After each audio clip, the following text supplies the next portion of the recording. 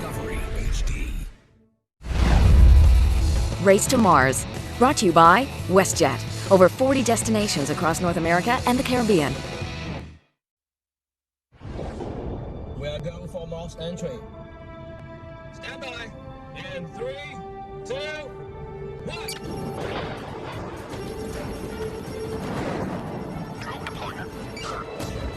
Arrows maintenance in main engine. 103%. 8,000 meters. This is not science fiction. Within this century, human beings will embark on a journey to Mars. C-minus 10 meters. 0. 4 down and locked. 4 meters. 3 meters. Contact. Life support telemetry is green.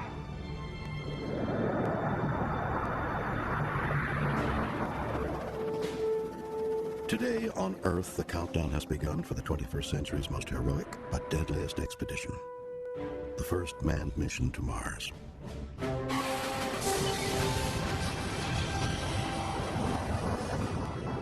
The journey will take a new class of spaceship, unparalleled ingenuity, and a new breed of astronaut.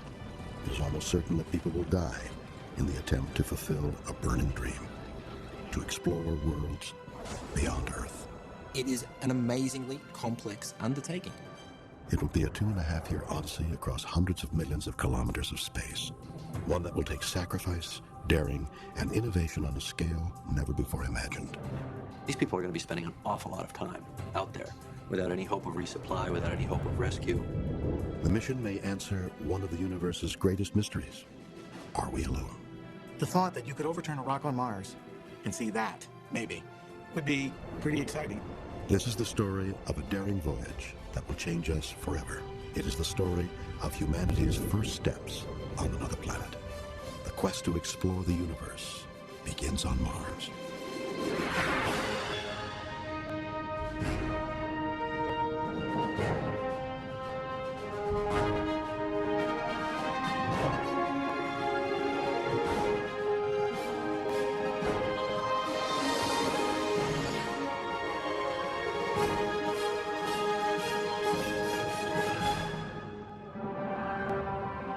The future human occupation of Mars is now within our reach.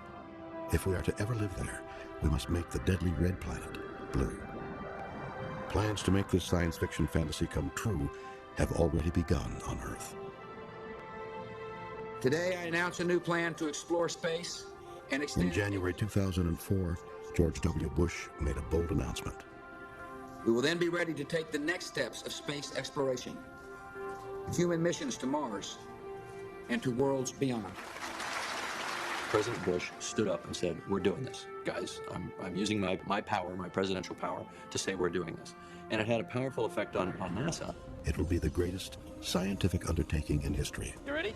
Engineers all over the world are already at work to get humanity to Mars. It will also be the most deadly expedition ever attempted. No spaceship in existence can make it to Mars, and the voyage home is even more risky. No one has designed a vessel that can escape the red planet's gravitational pull. The round-trip journey will take a year, and as long as another 1.5 years on the red planet's surface. No human being has ever survived that long in space. Cosmic radiation or equipment failure could kill the astronauts on the voyage, or violence after 6 months of stress. If they do make it to Mars, the poisonous atmosphere and cosmic radiation make chances of survival slim. And if anything goes wrong, there will be no rescue mission. Dr. James Garvin is NASA's chief scientist. Getting people to Mars will be bigger than any single leap in exploration people on this planet have ever taken. At its closest, Mars is 56 million kilometers away from Earth.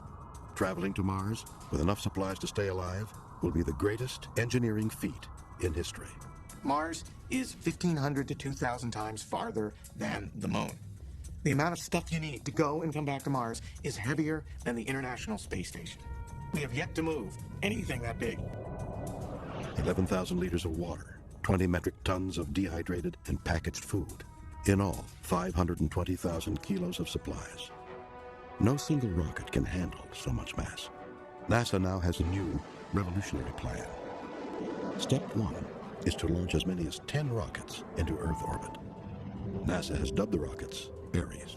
The launch vehicle is the key to being able to go do a Mars mission because we need much more mass if we're going to go to Mars. Ares 5 is NASA's version of an 18-wheeler, each designed to carry 130 metric tons from Earth into space. 1,200,000 kilos of solid fuel gets this monster rocket off the launch pad. Paul Delaney is a professor of physics and astronomy in Canada. Ares is going to be the pivotal element to get all the components into space in preparation for going to Mars. If Ares doesn't work well, then we're just not going to Mars. Step 2 is getting astronauts into Earth orbit. This is Ares 1. It is the booster for the astronauts' teardrop-shaped capsule called Orion. Orion takes the astronauts to space to coordinate the construction of the Mars craft. The length of a football field, it will take months for robots and humans to assemble it. With a target date to be completed before 2030, this will be the largest space vessel ever constructed. Once completed, Orion will dock to this huge interplanetary mothership, transferring the astronauts for their journey to Mars. Russia has its own competing design to counter NASA's Mars plan. Energia is Russia's version of Boeing, and they're about to unveil their own new manned space vehicle. They call it Clipper. The Russians hope to launch in 2018, and this prototype looks like a baby space shuttle complete with wings. Clipper has basic flight characteristics. It's just like a glider. Because it has wings, the landing will be similar to that of an ultralight. Like Orion, Clipper will carry cosmonauts into Earth orbit and dock with a Russian-built interplanetary spacecraft. Russia is designing a flight-worthy shuttle, and the United States is working on a teardrop-shaped capsule. Has a new space race begun? This time, the race to Mars?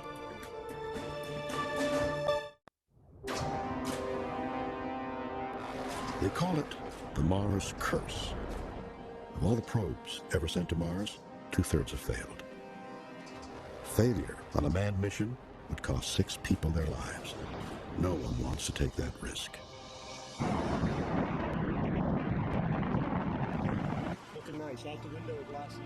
Today, the United States and Russia will call upon their allies such as Canada, Japan, and Europe to make sure no one dies on the quest for Mars. I think you'll see that as a very, very integrated international effort, and I do not think any one country has the resources, either fiscal or technical, to do it by themselves, and I think it would be folly for them to try. Not all Russian scientists agree. It is a very good thing that the race between the two space superpowers, Russia and the US, continues. It is the natural aspiration of people to be the first. After winning the space race to the moon, NASA soon lost interest. The last manned mission was in 1972. Now that's about to change. NASA's new manned vehicle, Orion, can be docked to a lunar module that will take astronauts to the moon. The astronauts will build a permanent moon habitat by 2025, a boot camp for the voyage to Mars. There you go. Beautiful, baby. But lunar training means nothing until scientists on Earth figure out the best time to go. It's unimaginably precise. It's probably the best analogy would be like threading a needle in the West Coast from the East Coast.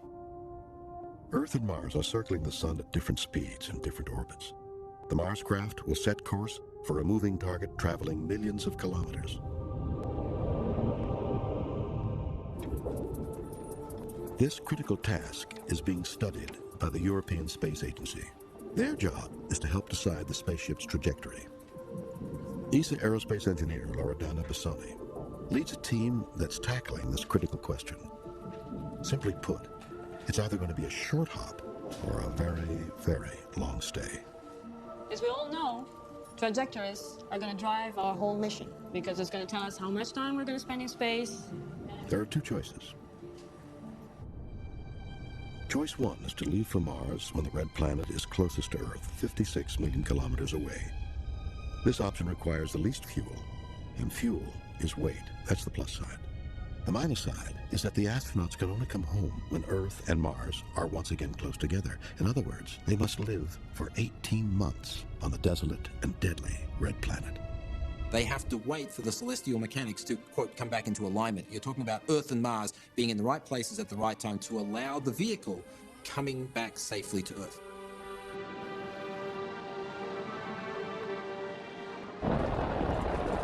Then there's choice 2, a short-stay mission. It's riskier. The spacecraft swings by Venus and uses the planet's gravity as a slingshot. This saves on fuel.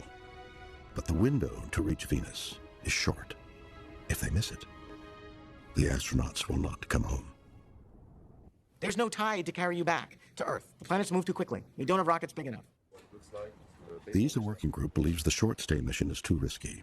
Astronauts will therefore spend 18 months on the surface of Mars, with no chance of leaving early and no chance of rescue if something goes wrong. Meanwhile, the Russians are blazing their own trail to the Red Planet. Shrouded by scaffolding, engineers led by designer Leonid Gorshkov have built a mock-up of the world's first manned interplanetary spacecraft. We've made it a long way towards the goal, and we are practically ready to start the production of the ships for the Martian expedition. After 40 years of trial and error building the Mir space station, the Russians have hands-on experience. The orbital stations are the predecessors of the Mars ship. The real spacecraft will be bigger, yet supporting structures, shafts, and the shape will be the same. Like NASA, Russia will launch rockets carrying huge pieces of the Martian craft into orbit and assemble the craft in space. Massive amounts of food, equipment, and supplies will follow on other rocket launches. Then there's a new problem: building the technology to fire the vessel's rockets in space. 2, 1, and liftoff of Space Shuttle Discovery. The space shuttle is hurled out of the atmosphere and into orbit, all from the thrust of the initial launch. It doesn't fire its main engines once in space. It's been over 30 years since NASA last fired manned rockets outside of the Earth's atmosphere. That is something that for a long time we've forgotten about. We have not done human-class in-space propulsion since 1972. Rockets are chemical-powered. They require millions of pounds of fuel, and in space travel, weight is the enemy. NASA engineer Stan Borowski has one possible answer for the future: a fuel-efficient nuclear propulsion system. The benefits of nuclear are its higher gas mileage, which is twice that of the best chemical rockets. That means we need less propellant and fewer numbers of heavy-lift launch vehicles. Fewer Ares launches equals lower costs, as much as $2 billion per mission. That's a lot for the cash-strapped NASA. But if we want to go for good, for a sustainable exploration story, the engineering solution that gives us nuclear propulsion will be a more efficient solution in the long run to opening up the solar system for people. The technology for a nuclear rocket is already within our reach, but it will still take at least 12 months of travel from Earth to Mars and home again. And that poses a new problem. How do you keep 6 astronauts from driving each other crazy? Mars 1, you are go for the Trans-Mars injection. Roger.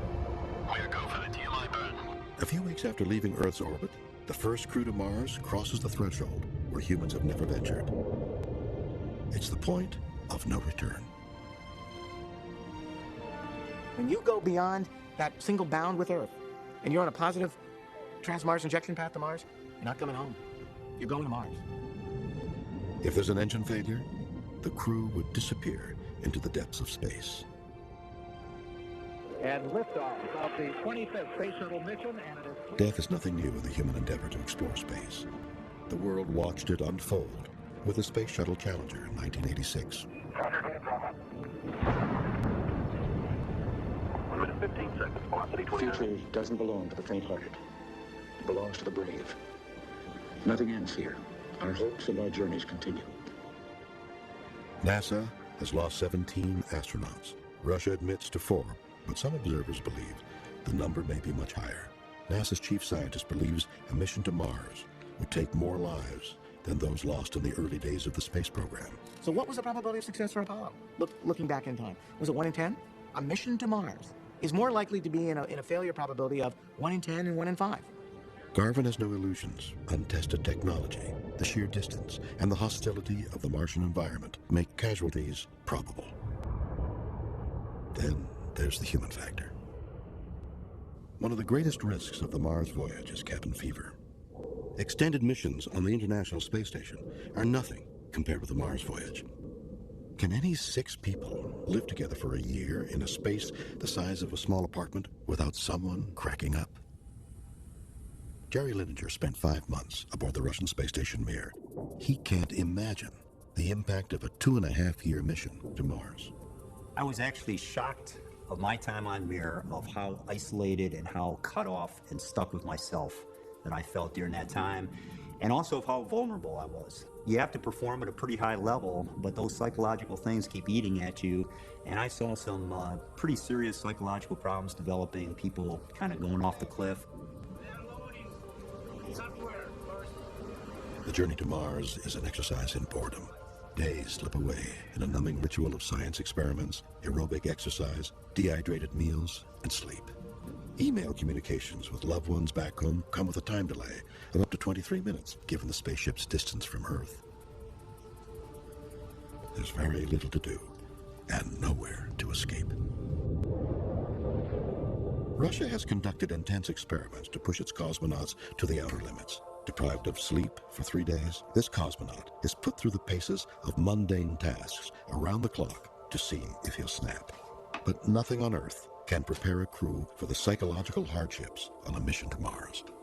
If we can solve the problem of finding an ideal crew, then the Mars mission will be a success. If we make a mistake, these conflicts will kill the crew, just like a disease. The psychological anguish is only one problem. The physical effects are much more serious. Bones and muscles weaken radically in zero-Ts, and NASA still doesn't have solutions. Jerry Linenger spent 132 consecutive days in space aboard Mir. That's less than 1/3 of the travel time to Mars and back. I was almost shocked that I had lost 65% of my strength level and lost about 13-14% of my bone mass in those weight-bearing areas.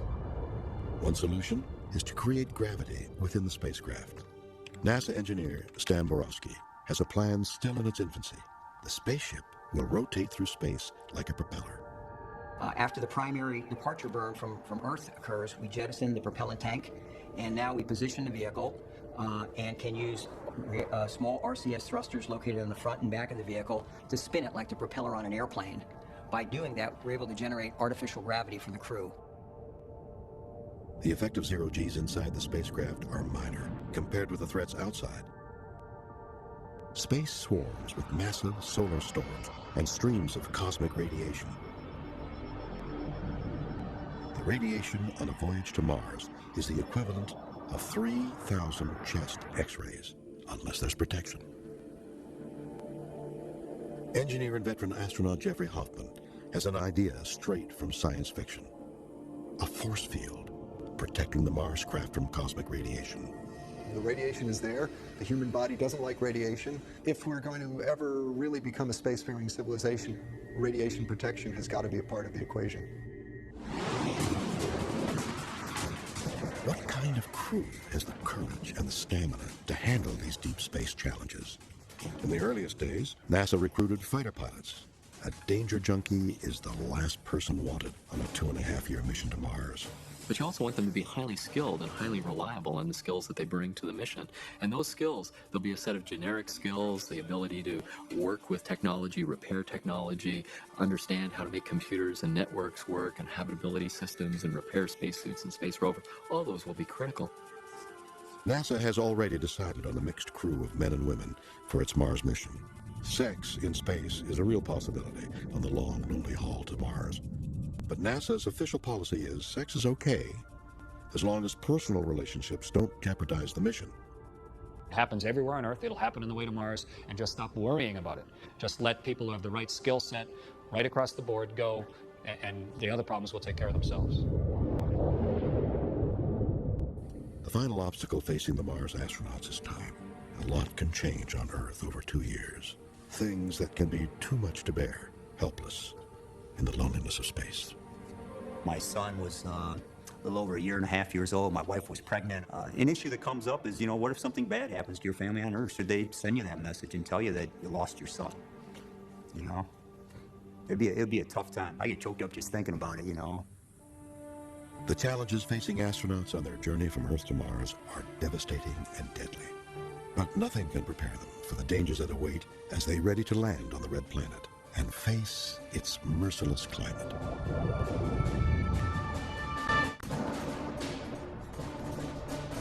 Mars is a planet of hostile extremes, unspeakably desolate, unbearably cold, swept by massive dust storms, ridden with craters and canyons.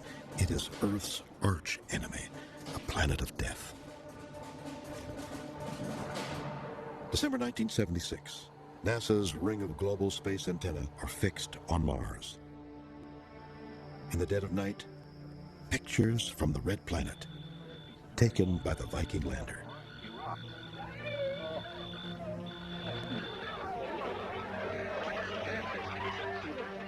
Dr. James Garvin was an intern on the Mars Viking program.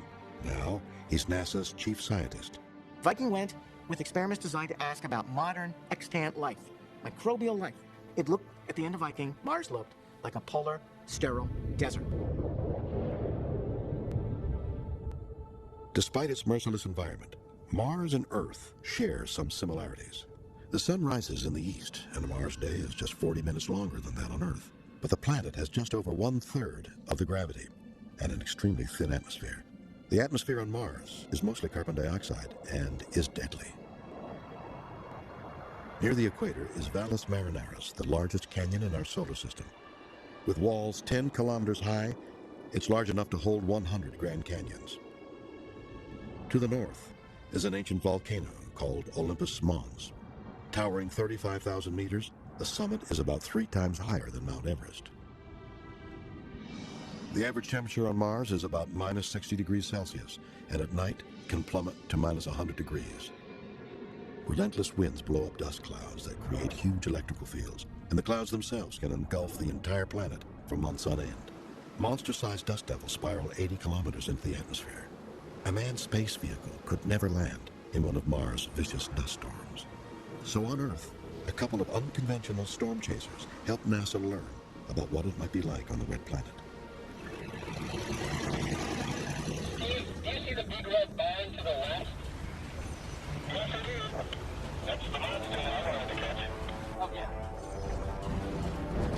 In Arizona, scientists Stephen Metzger and Brent Boss are racing headlong into terrestrial dust devils. Oh, yeah. This is worth the trip, right?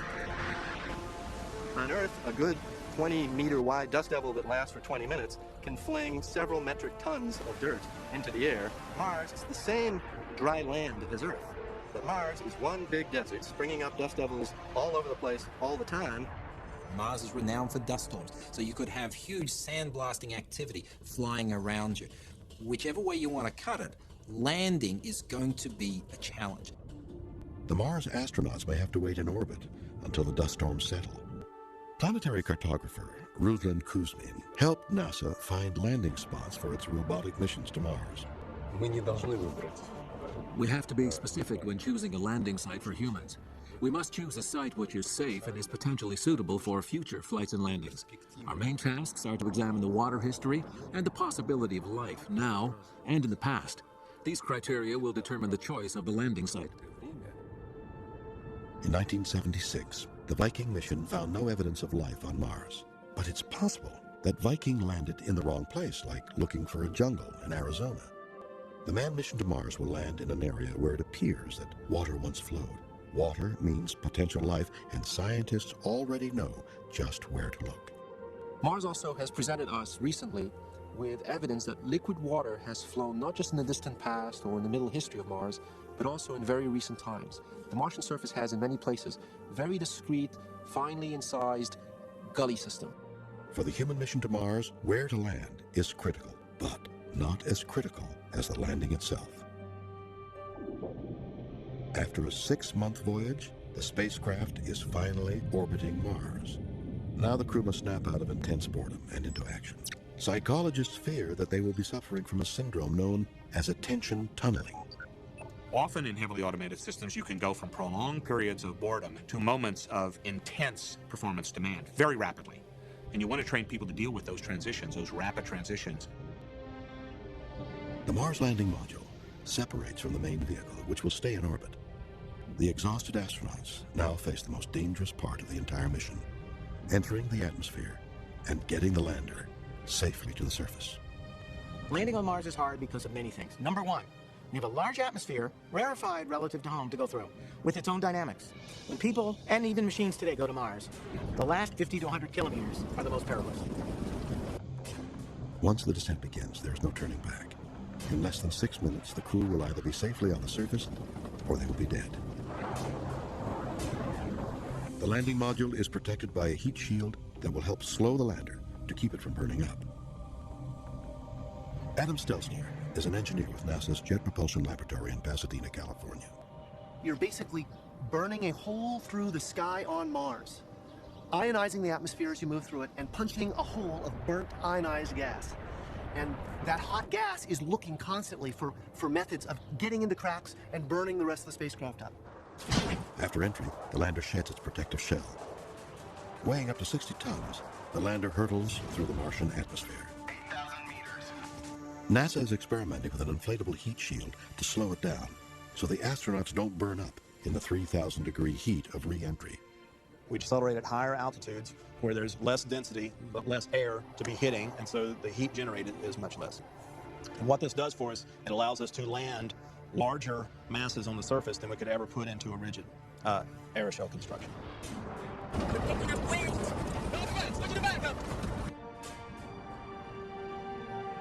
Standing by for transmission.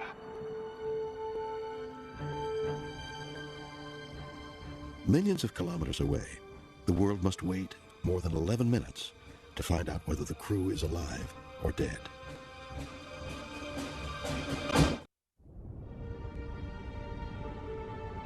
Six months through space and 6 minutes burning through the Martian atmosphere, the lander touches down safely on the red planet. Going to Mars is really a huge step for human beings. It'll be a big step for engineers, it'll be a big step for scientists, but I would tend to argue that it's going to be an even bigger step for humanity as a species. After 11.5 minutes, word reaches planet Earth. But then, reality sets in. For the next 18 months, this hostile planet is their home. If anything goes wrong, there is no hope of rescue. We will be operating basically out of the loop of handshaking with Earth, of calling Houston or Europe or wherever we run the missions. We will be doing it on our own. You are go for EVA. Roger. Handle coming down.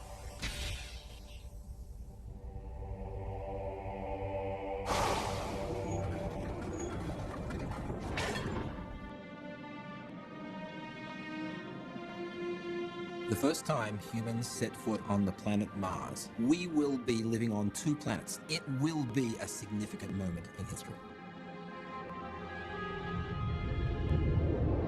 Months earlier, a series of cargo ships deployed food, water, supplies, Mars rovers, and living quarters.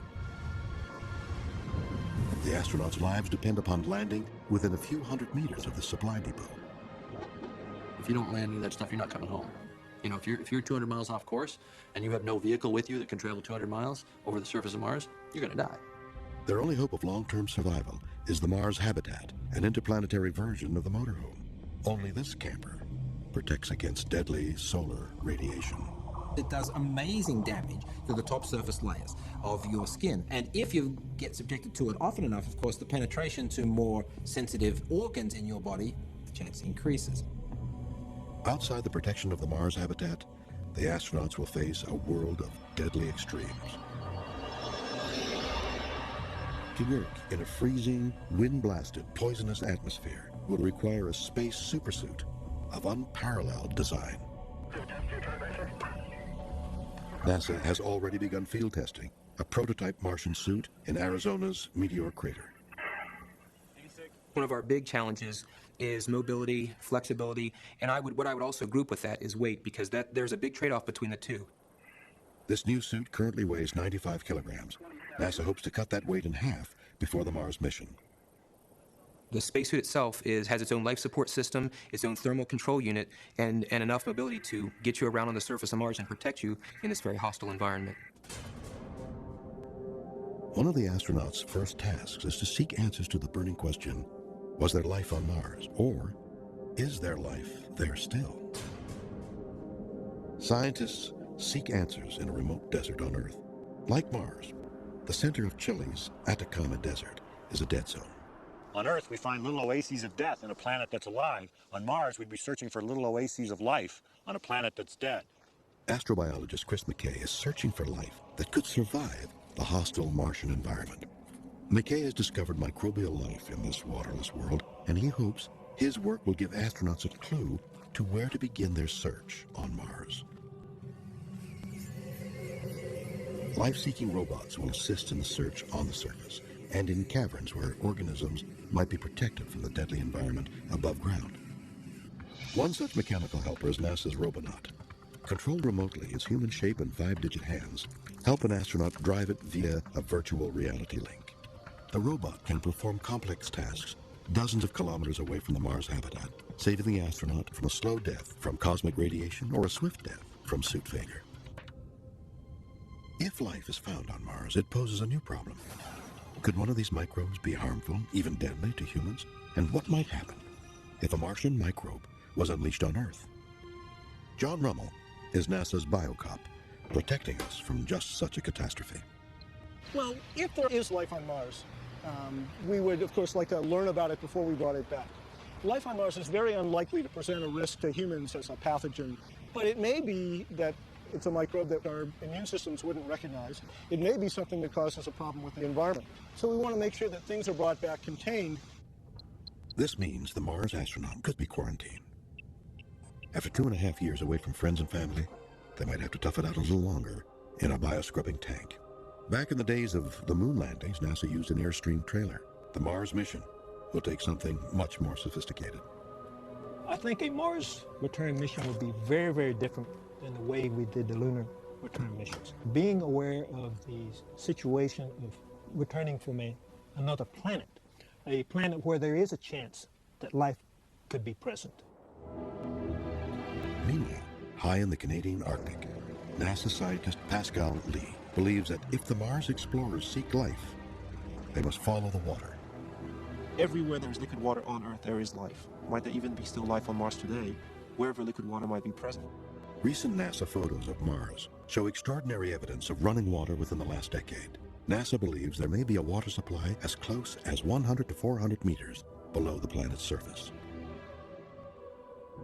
Back on Earth, on the bleak rim of a crater, a team under the direction of Dr. Brian Glass is testing a drill for future astronauts who will be seeking water during their 18-month stay on Mars. Say, Gail, how deep are we at the moment? We're about 206.1 centimeters. My drill took 3 days to go 2 meters into frozen, broken rock. Drilling on Mars will be even slower and more dangerous. Again, technology will replace human beings to avoid catastrophe. What my project does is, in some sense, it replicates a human drilling team. So we have software that does that. Listens to the drill, what noise is it making, how the shaft wiggles as it goes down, just like a human would. Will we find life on Mars? The evidence so far is promising.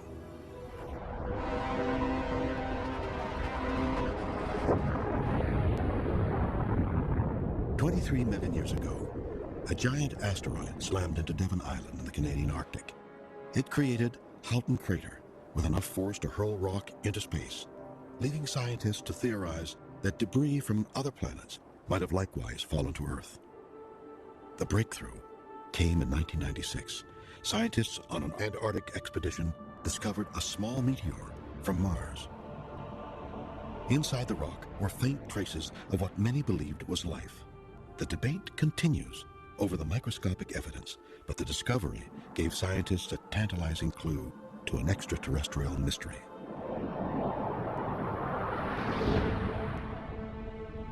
"650 million years ago, ours was not the only blue planet in the solar system. Mars was also a water world." Mars was a water planet. Some colleagues believe that in that first billion years of planetary history, when the planets cooled down and Mars and Earth were the two best habitable zone planets, that we can possibly imagine. But in a mysterious cosmic cataclysm, Mars was transformed. Its oceans dried up, its atmosphere dissipated. Debris from the Martian surface was scattered throughout the solar system. The discovery of the rock in the Antarctic left a burning question. Did life on Earth originate on Mars? And are human beings, then, really Martians? The challenge of sending humans to Mars is staggering. Countless billions of dollars of hardware, millions of kilometers across deep space, lethal cosmic hazards en route, and even more on Mars. Fatalities are almost certain. Is it worth the risk? What's the return benefit? To push technology, to learn new things, to open our eyes to another world that may tell us about future courses of events on our own, to give ourselves a new perspective on our own. We need to be challenged as a civilization, as a people. And without challenge, we lack direction, we lack purpose. And I think that Mars is the kind of challenge that we need, we desperately need. If the quest to Mars discovers evidence of life different than our own, it will open up a real scientific possibility of other intelligent beings in the universe.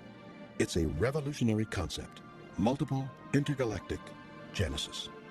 What we hope to find on Mars is evidence of life that represents a separate origin, so that we know that in our own solar system, life started twice. And if it started twice in our own backyard, then we know that the galaxy is full of life. The thought that you could overturn a rock on Mars and see that, maybe, would be pretty exciting.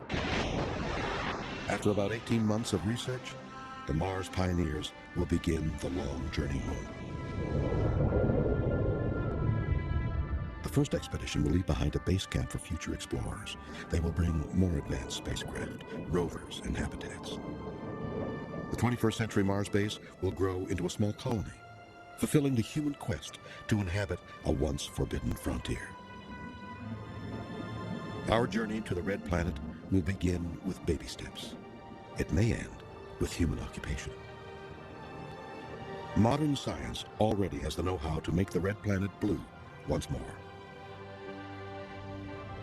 This is a serious challenge. The time may come when we need to escape from Earth. Because if we've got a comet or an asteroid heading our way right now, we're basically no better off than dinosaurs. There's nothing we can do except look up with a stupid expression on our face and watch it all come crashing down.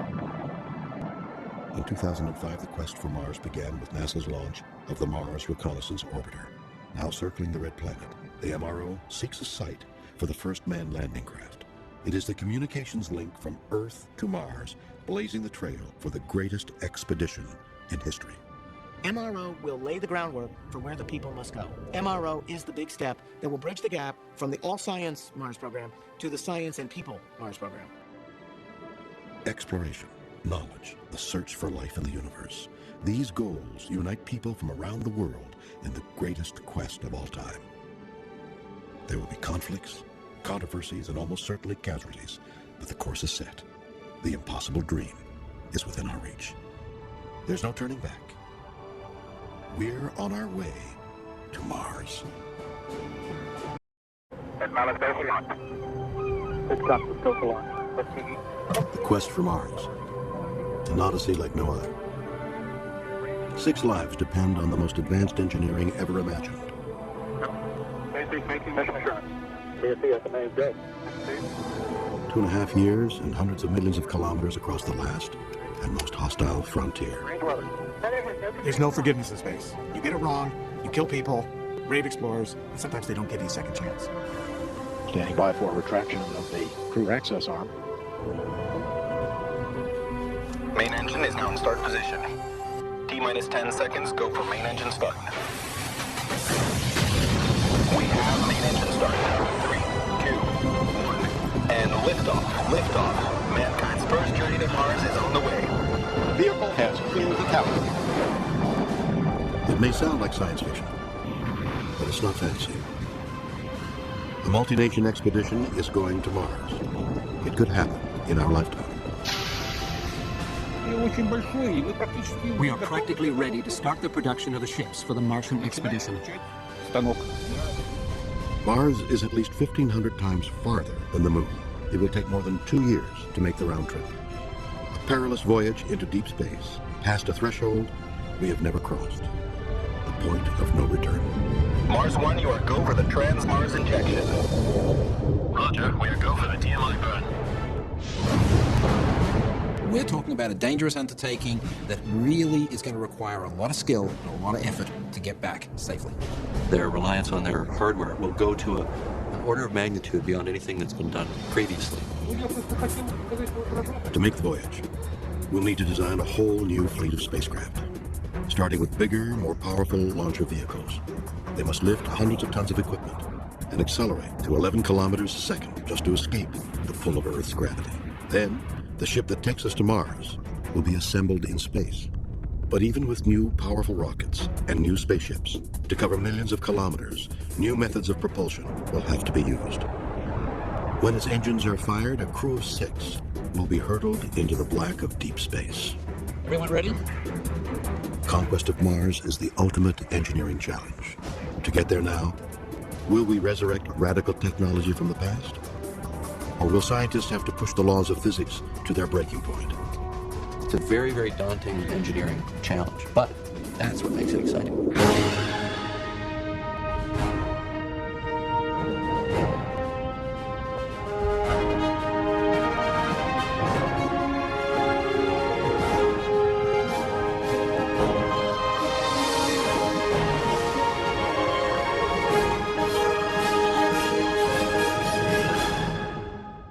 Engines start and liftoff of the Delta II rocket carrying the Spirit from Earth to planet Mars. Spirit and Opportunity, those heroic little rovers, almost managed to make Mars look like an easy reach.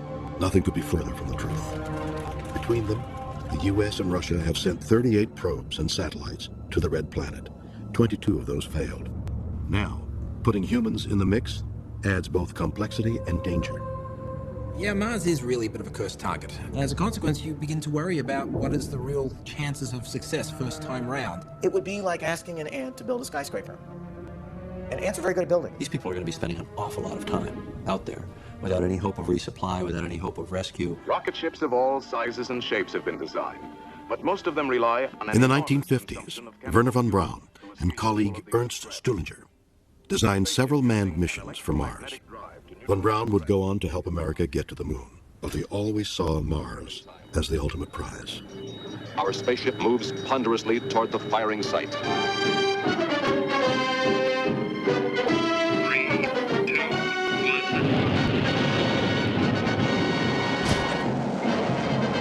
In 1957, this is how the von Braun team thought we'd get to Mars.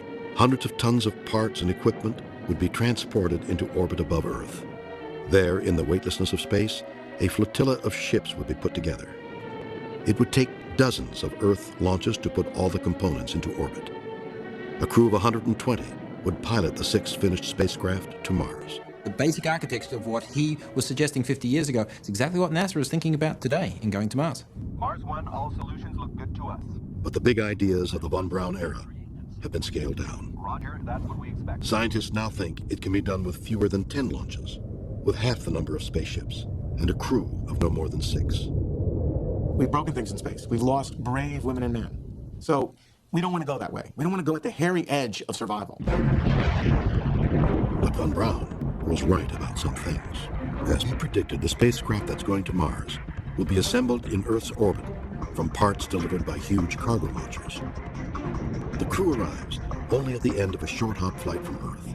They'll dock with the Mars transfer vehicle and then start the 6-month journey. Once they're in Mars orbit, the crew transfers to a lander which takes them to the surface, while their spacecraft stays in orbit above. When it's time to leave, the capsule blasts off to dock with the waiting mothership. 6 months later, back in Earth's orbit, the crew will transfer to a vehicle for the short trip home. Whichever way you want to put it, going to Mars is going to require a lot of equipment working almost perfectly for anything up to 3 years. It will be a challenge. Every journey begins with a first step. For Mars, it will be the blast furnace of flames lifting a heavy launch vehicle off the ground.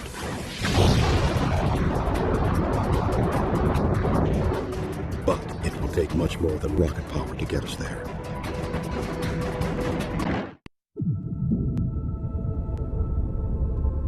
Even at its closest, Mars is still 56 million kilometers away.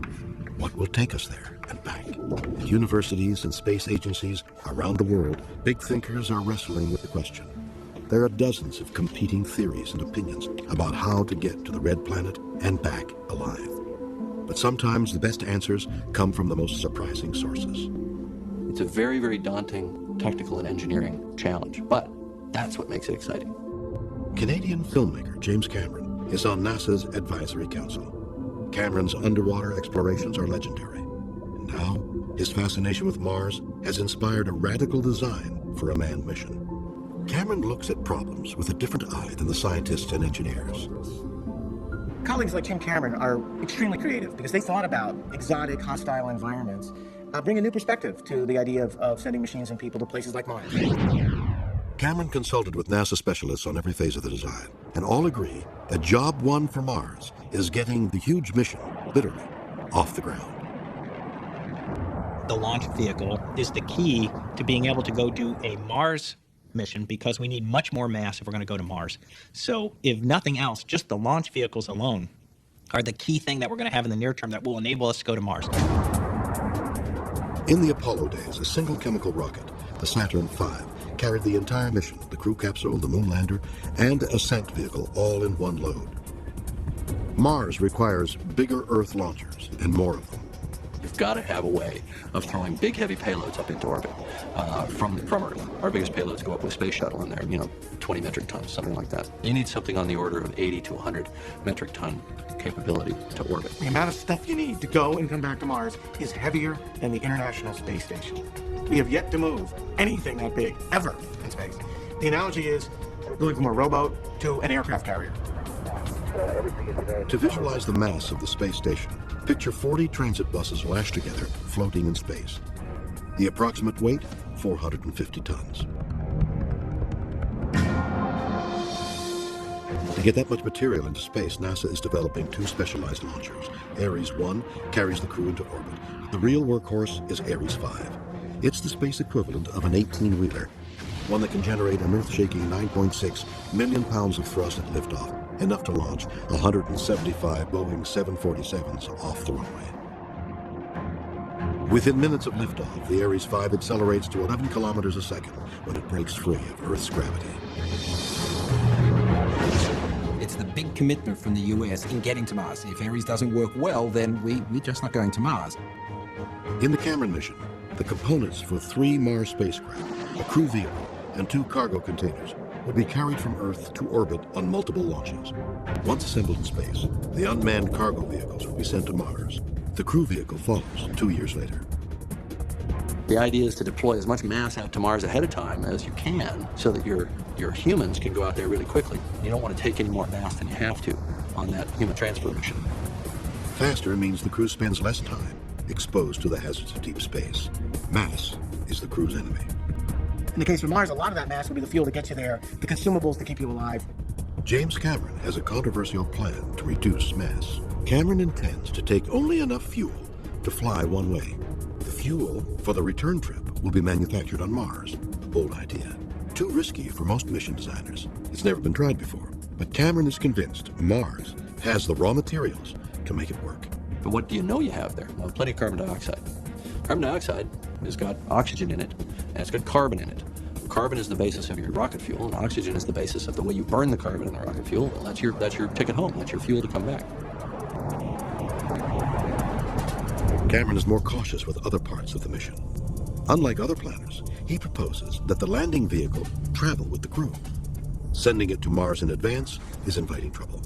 Eagle is undocked. You're going to get into your landing craft, which no human being has touched for a couple of years now. It's been sitting out there, freezing in orbit. And you're going to fire that puppy up, and then you're going to try to land on Mars. That strikes me as fraught with risk, as opposed to a spacecraft that you can keep online and healthy while you're transiting out there. Cameron's lander concept is built around the rover, the vehicle for exploring the Martian surface. The rover will be critical for locating the Mars habitat and supplies already sitting out there on the surface. The second you say that you're going to put stuff on Mars ahead of time, you have no choice but to land near that stuff. If you don't land near that stuff, you're not coming home. If you're 200 miles off course and you have no vehicle with you that can travel 200 miles over the surface of Mars, you're going to die. There is no limit to the number of places where danger, deadly danger, could actually transpire. In spite of the risks, space agencies around the world are taking on the challenge of designing the spaceships for a manned mission to Mars. The results are surprising. Russia's version of the vehicle that will take the crew on the first step of the journey has wings, while the U.S. goes back to a capsule design.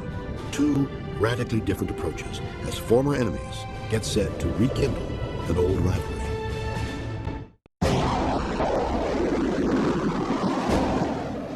The Russians cherish their glory days in space exploration. Sputnik, the first satellite.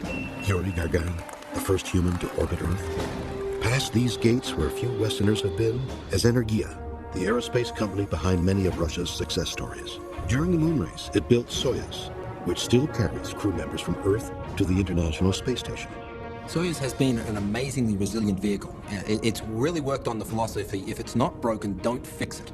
That all said, you can't get beyond Earth orbit. And if the Russians want to be a serious player with the rest of the international space community in going beyond low Earth orbit, going to the moon, going to Mars, and they want to have a significant contribution, they've got to go beyond Soyuz. Soyuz is now 4 decades old. It seats only 3 and cannot be reused. If Russia wants to take on Mars, it has to come up with a bigger, more versatile crew carrier for its cosmonauts. This is the future. The Russians call it Clipper, a 6-passenger space vehicle. Clipper will shuttle cosmonauts into orbit and dock with the spacecraft that takes them to Mars. For all its sophistication, Clipper relies on the same simple aviation principles that guided the Wright brothers.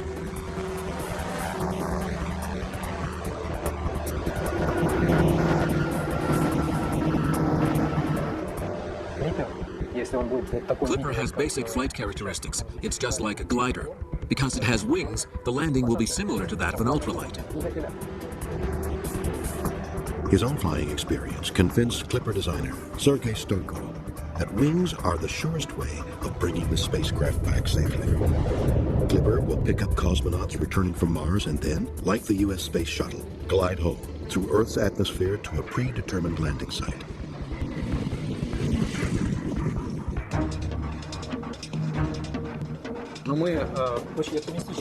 Right now, Clipper is designed to carry crew members to and from orbit. But we are optimistic about adapting some of its technology to a spacecraft that will one day go to Mars. Over the next few years, the look of this full-scale Clipper mock-up may change. Energia is hoping to lure investment from Europe to finance continuing development. The goal is to have it ready for a first mission in 2014. If all goes well, Clipper will get the big job of ferrying cosmonauts from Earth on the first stage of a trip to Mars. We've taken the best elements from Soyuz and incorporated them in Clipper. Reliability and redundancy of key mission functions, which will allow Clipper to stay in flight despite minor equipment failures. And that's not all. Energia is already training crews for the first Mars mission. A simulator prepares them for the delicate dance required to dock with the International Space Station. Those space station visits will serve as rehearsals for the day Clipper carries cosmonauts to a spacecraft headed for Mars. In the United States, NASA is taking a different road to the same destination. In August 2006, it unveiled its version of a new crew vehicle, one piece of a master plan to get to the Red Planet. This is America's answer to the Russian Clipper, the CEV, or Crew Exploration Vehicle, called Orion. Just like Clipper's role in the Russian program, Orion will be NASA's new link with the International Space Station. And one day, it will carry a crew to a vehicle headed for Mars. But NASA is also planning to road test its crew vehicle, taking astronauts back to the moon, an important training ground for sending humans to the Red Planet. NASA plans on landing astronauts on the lunar surface by 2020, then constructing a permanent base 5 years later. In order to be able to go to Mars, we have to learn a lot of lessons on the moon, because while you can get to the moon and back in a few days, Mars will be several years. Orion will be doing double duty. It will carry crews to the moon, and it will make a quick trip to Earth orbit to transfer astronauts to a Mars spacecraft. It's because of that dual role that Orion does not have wings. When you want to go to places like the moon, when you come home, you're going significantly faster than when you come home from low Earth orbit. You can be going 25,000 plus miles an hour. And when you enter the atmosphere at those speeds, if you had a winged vehicle, it wouldn't stay winged very long. We now can see a way to go forward to the moon and beyond to Mars. Without the CUV, without Ares, without putting those two elements together, we don't go out of Earth orbit. So in that regard, it's a very, very significant announcement that the United States has given us. Orion borrowed the blunt teardrop look from the 60s era Apollo capsules, but it's more robust and a lot bigger. There's space for 6 passengers and 25 tons of supplies. Even better, it's built from a new aluminum lithium alloy, so Orion will be lighter than either Apollo or the space shuttle. But, like the earliest space missions, it'll return to Earth by parachute. So going back to the future with the Crew Exploration Vehicle, the Crew Launch Vehicle series, is the right answer at the right time to get us back in the saddle. With Clipper and Orion, the old space race rivals have devised new ways of getting their explorers into orbit. The first step in the big push to put humans on Mars.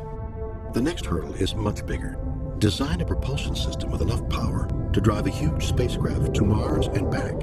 The lives of the crew will be riding on it. Just a few weeks into the journey, the crew will approach the point of no return. If a crew member was seriously ill or they detected a problem with the life support supplies waiting on Mars, now is the time to turn back to Earth. Past the point of no return, there is no turning back. Earth has already moved too far away. No rescue missions can be launched. They must continue millions of kilometers to Mars and circle the planet in order to come home. Engine failure is a death sentence.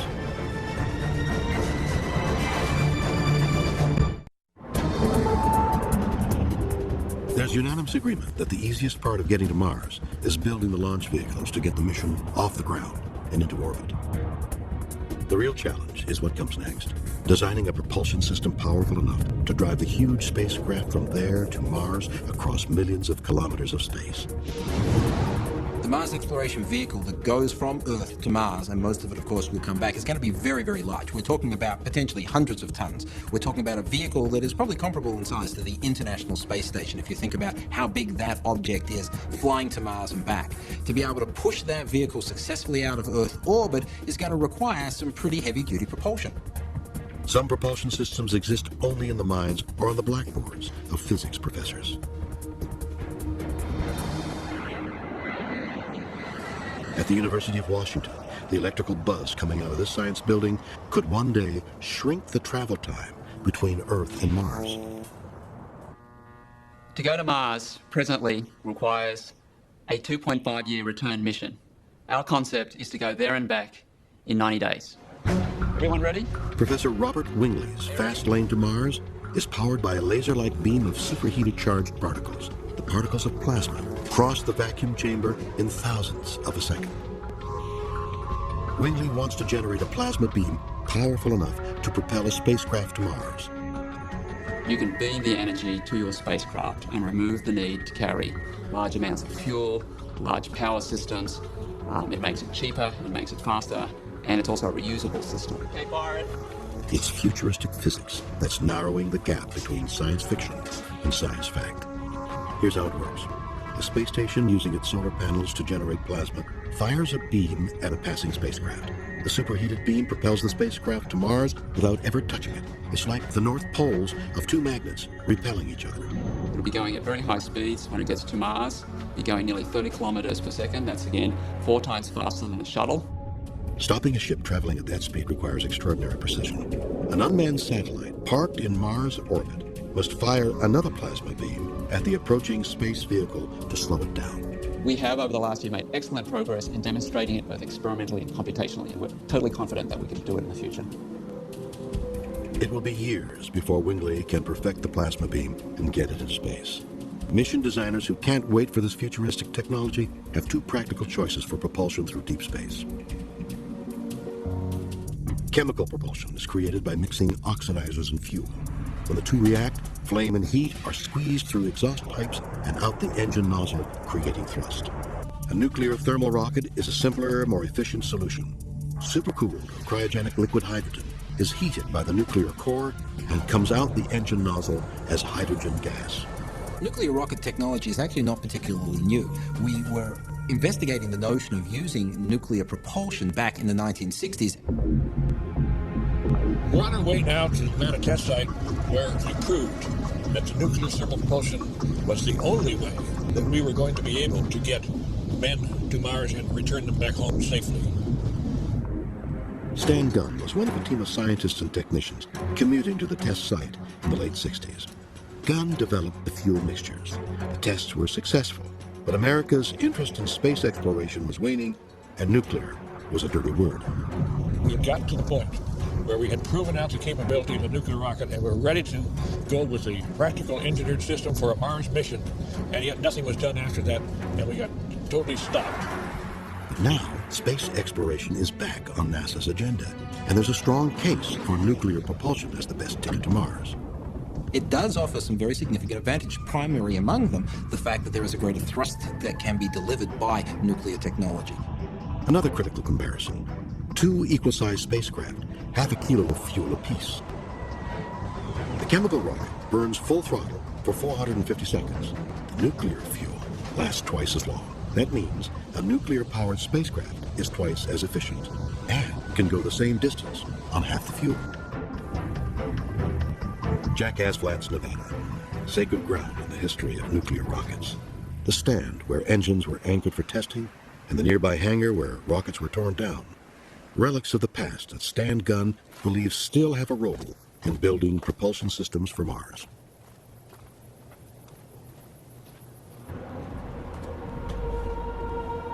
It's all still waiting here, like a museum exhibit. The diesel locomotive that hauled the rockets.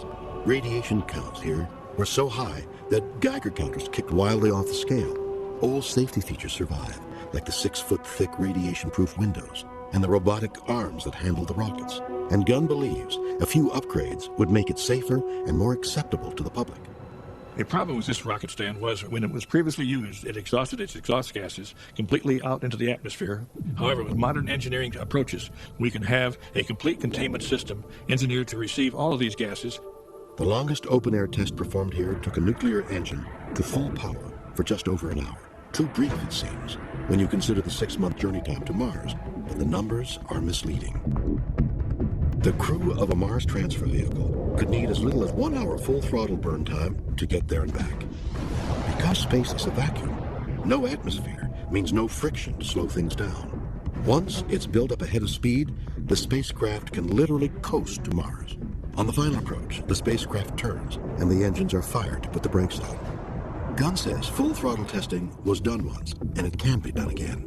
This test stand could return to operation for future NASA development of nuclear rocket engines. So the future is very golden.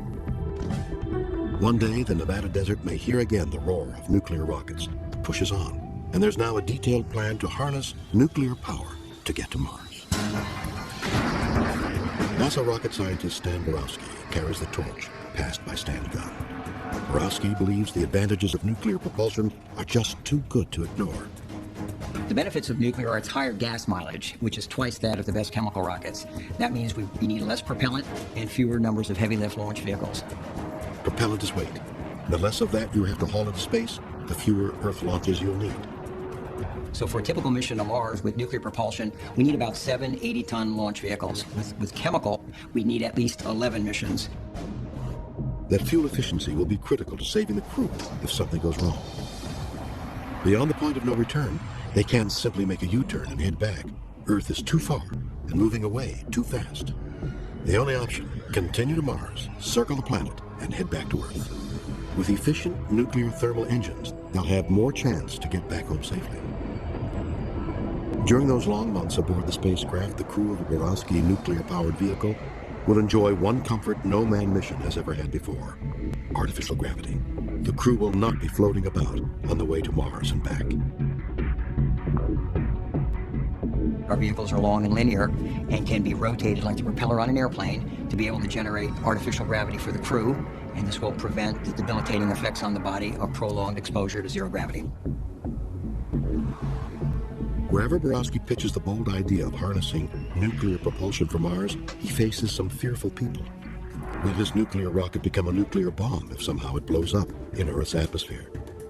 The possibility of that happening is very remote. During launch to orbit, the nuclear engine is just cargo. It becomes radioactive only when fully assembled and firing. Out in deep space, any malfunction triggers an immediate shutdown. Do we absolutely need nuclear propulsion to take people to Mars? Maybe not. But if we want to go for good, for a sustainable exploration story, the engineering solution that gives us nuclear propulsion, fission-based, nuclear electric, or nuclear thermal, will be a more efficient solution in the long run to opening up the solar system for people. The propulsion choice is linked to another crucial decision, the trajectory or route to Mars. Not only is it at least 56 million kilometers away, it's a moving target. Plotting the right trajectory is life or death mathematics.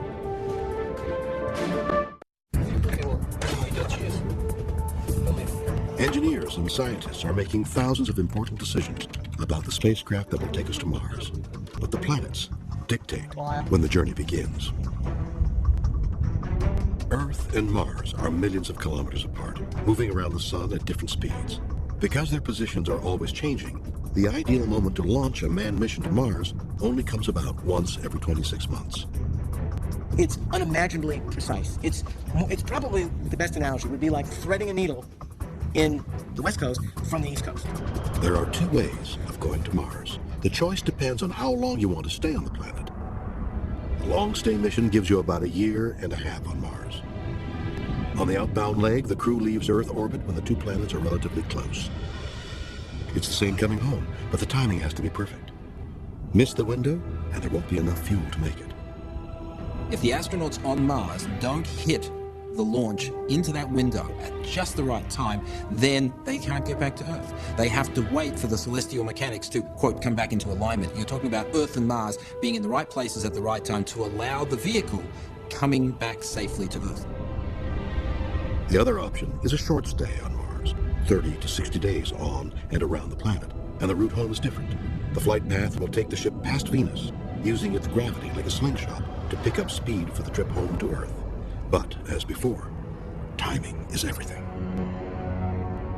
There's no tide to carry you back to Earth. The planets move too quickly. We don't have rockets big enough. So you're stuck. A few hundred meters from where the North Sea meets the Netherlands, the European Space Agency has been working on the critical decision concerning the two options for going to Mars. They've decided they'll learn more on the Martian surface in 500 days than a short stay. We have a launch window for that every 25 months. To go to Mars takes 6 to 9 months. Then we'll be spending about 18 months on and around Mars, and it's going to take 9 months to come back, and that gives us all in all a 1,000-day mission, which is a very typical value for a Mars mission. Italian aerospace engineer Loredana Bassoni oversees the team designing the spacecraft that can stand up to a 1,000-day return mission to Mars. All right, so we're going to talk about the transfer habitation module, which is where our 6 astronauts are going to spend months and months of their time during the journey to Mars and back. The Europeans are thinking big. The total length of the Mars spacecraft they envision is 100 meters, the size of a football field. Attached at the front of the transfer vehicle is the excursion module. It's a combination lander, temporary shelter, and ascent vehicle. The back half of the spacecraft is the multi-stage propulsion system that will carry the crew to and from Mars orbit. For the many months of the journey, this module will be the whole world to the 6 crew members. We need to start talking about the requirements of this module. And Sylvia and Jean-François, can you start giving us some requirements about the transfer habitation module? Okay, so for the volume requirements, this number comes up to be around 75 cubic meters per person, out of which 1/3 is for storage of consumables and equipment, and the other 2/3 are for the astronauts to live in. It will be a tight squeeze. The total living space for 6 adults is 300 cubic meters, about the size of an average apartment. The rest of the space is packed with food, water, and equipment. It's not just the nuts and bolts that's associated with the engineering. It's the humans interacting with that environment. You're talking about people who have to be a part of this colossal undertaking, and they've got to be comfortable with it. Bassoni and her team are still learning the basics of manned space exploration. They've never launched their own manned mission, and they've yet to decide on a propulsion system. But no one wants to be left behind in the race for Mars. ESA wanted to know how we could actually start planning European technology development based on what we would need when we go there. I hope ESA will go there, and I hope it goes there in my career time, but ESA won't go there alone. Unlike the Europeans, Russian space engineers have years of manned spaceflight behind them. They've had great success with long-duration orbiters like Mir and the International Space Station. Now, they're applying the same technology to a vehicle that will carry cosmonauts on the next step of the journey to the Red Planet. We can say with confidence that we have a prototype of a spacecraft for a manned flight to Mars. Right now, that prototype sits under construction scaffolding. Energia's Leonid Gorshkov will convert this space station module into the new Mars ship that will carry up to 6 cosmonauts. It will be called MEK, the Mars Expeditionary Complex. Gorshkov is confident about his MEK module. It's proven technology, orbiting Earth right now. Zvezda is the service module for the International Space Station, housing propulsion, communications, and life support systems. MEK is reviving an old dream. Russia actually started planning for an assault on Mars more than 40 years ago. Back in the 60s, when that project started, I was very young, and I had a junior role in its development. Sergei Korolev, a star of Soviet rocketry, ran the top-secret project. Korolev is gone, but his accomplishments are honored. His technology is still studied. The work on the Mars project under Korolev began on June 23, 1960. Working under Korolev's direction, Vladimir Buganov was a senior member of the design team. The designers went back to von Braun's Mars mission model of multiple Earth launches and orbital assembly. These calculations and drawings are all that's left from 4 years of work. 40 years before NASA even floated the idea of artificial gravity, the Russians knew it was necessary for Mars. Their crew vehicle would rotate on its axis, creating Earth-like gravity for the crew. Another design breakthrough was an onboard greenhouse for growing fresh vegetables. In 1964, the Kremlin shifted focus to the moon race, and plans for a Mars spacecraft disappeared. But the legacy of Korolev's technology lives on.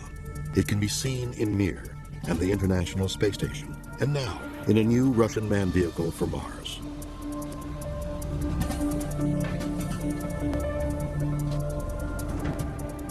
Gorshkov is not reinventing, he's adapting. He's expanding this module to 6 meters in diameter and close to 30 meters in length. And the Russians have decided to play it safe, at least on their first manned trip to Mars. There will be no landing. The cosmonauts will stay safely in orbit above the Red Planet. But from the engineering perspective, you've saved yourself a lot of work. The most technically demanding part, you could certainly argue, in any mission to Mars by humans is going from Mars orbit down to the ground and back again. If you elect not to incorporate that step, then you save yourself a lot of time, a lot of effort, and a lot of money. Russia's caution with landing on Mars is well-founded. In 40 years of sending up unmanned Martian probes and satellites, Russia's record is 16 failures and only 2 successes. You know, we've had very bad luck with Mars. With the Moon and Venus, everything went well. But it seems that Mars never wants to surrender. The United States is also exercising caution. By returning to the Moon before attempting Mars, NASA will work out the kinks of a manned space exploration program that hasn't seen action in more than 30 years. No one wants to fail the first time out in a manned mission to Mars. There's no forgiveness in space. You get it wrong, you kill people, brave explorers, and sometimes they don't give you a second chance.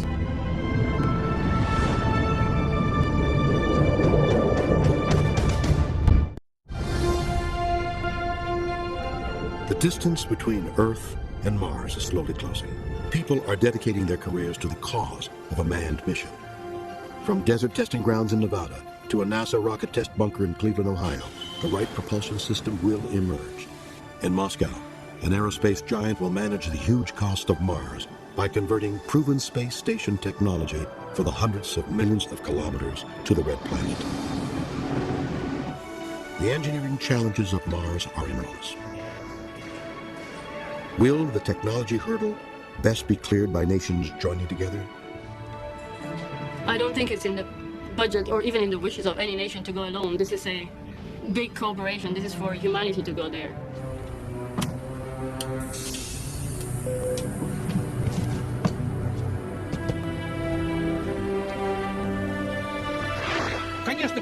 Sure, it would be nice to see Russians on Mars, but I'm strongly convinced that no matter who will develop the complex, The crew will be international.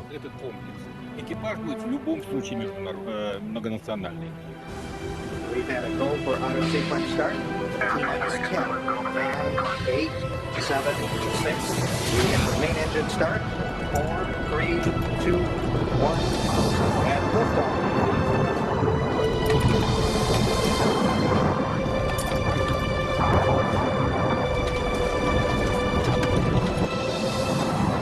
Now we have a globalized world, global economies, linkages in many new ways. I believe the way to go to Mars is to go together. Mars 1, you are go for staging. Inboard cutoff. We confirm inboard cutoff. You're going to see every single spacefaring nation of this planet contribute. You're going to see Chinese architecture there. You're going to see Japanese know-how. You're going to see Canadian activity. On board, principally a Russian-American vehicle, but nonetheless, Russia and the United States cannot get to Mars by themselves. It will have to be a joint undertaking. Initiate auto-docking sequence. When the multinational crew reaches low Earth orbit, they will get ready to dock with the spacecraft that will carry them to Mars.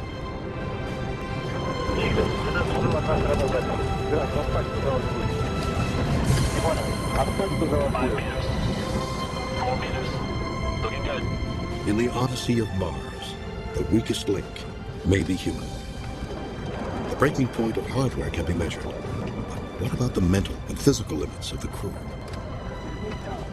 As the longest, most dangerous voyage of discovery gets underway, the human factor is the great unknown.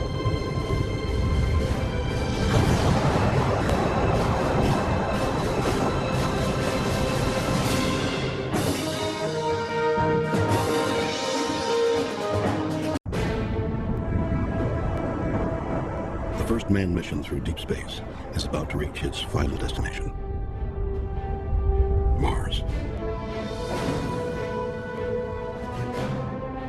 The crew must now prepare for the most dangerous stage of this perilous expedition, landing on the surface of the Red Planet.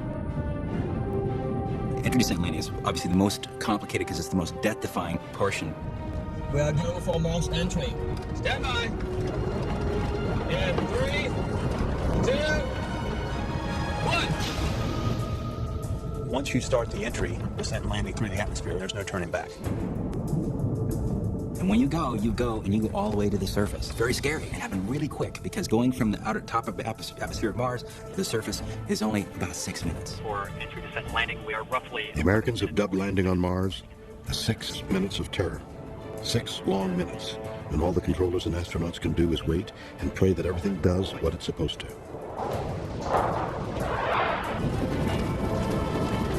Stand by for control deployment. In 3. If you're on your way in and you lose your heat shield, your primary heat shield, that's the end of your mission. It's got to work. It's got to work the first time. 2, 1. Aeroshell malfunction. Fire the rockets. Firing rockets. Within minutes.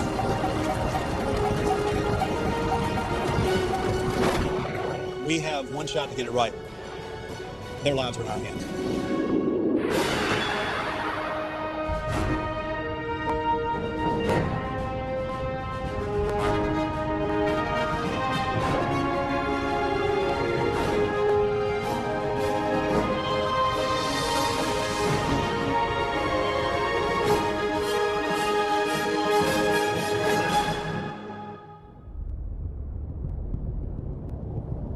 Landing on Mars is a complex 3-stage process.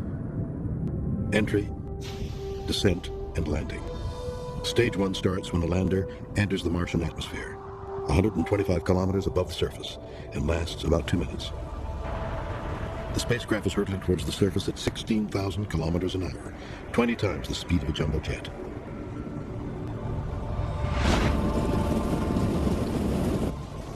Friction heats the air around the outer skin to 4,000 degrees Celsius. So hot, the lander appears to be cutting through the atmosphere like a blowtorch. You're basically burning a hole through the sky on Mars, ionizing the atmosphere as you move through it, and punching a hole of burnt ionized gas. And that hot gas is looking constantly for methods of getting into cracks and burning the rest of the spacecraft up. The only thing that's keeping the crew from being roasted alive is the aeroshell, a protective shield that's covered with a heat-resistant skin. Columbia, Houston, UHF comm check. The fatal accident of Space Shuttle Columbia in 2003 was a deadly reminder of what can happen if the heat shield fails. We are only acquiring false locks at this time. I copy, Fido. Since that day, engineers around the world have been working on new kinds of armor to protect the crew. Neil Cheatwood is an atmospheric entry systems expert at NASA's Langley Research Center in Virginia. What I'm standing in front of is the command module of the Apollo 12 flight. This is a capsule with a heat shield on it, because when you come into the Earth's atmosphere at very high speeds, you generate a lot of heat. This heat shield saved the lives of the Apollo crew re-entering Earth's atmosphere, but the Martian atmosphere poses a much bigger challenge. It's kind of the worst of both worlds. Mars has not enough atmosphere to land like we land a spaceship from on Earth, but too much atmosphere to land like we do on the moon. When we landed on the moon, we had a landing system that was designed to land on a body that has no atmosphere. And so we could come up with a shape that's just totally functional for the landing system. And so if you look at the lunar lander, you can see the legs hanging off of it. You can see fuel tanks and stuff because it didn't have to be aerodynamic. The lunar module had an outer surface about the thickness of a can of Coca-Cola. Very, very thin. And that's not enough protection. On Mars itself doesn't start at the surface, it goes way up. There's all this atmosphere. It's still only 1% of Earth's. That's enough for it to create a huge amount of heat as the vehicle screeches through this atmosphere. But this heat shield has a second critical job. While protecting the crew during the firestorm of entry, it will also double as a brake. Now that's a big job, because this lander will be a monster compared to anything that's ever landed on Mars before. In 1976, NASA successfully landed 2 unmanned probes on Mars. Each of them weighed 1 ton, the equivalent of a Volkswagen Beetle.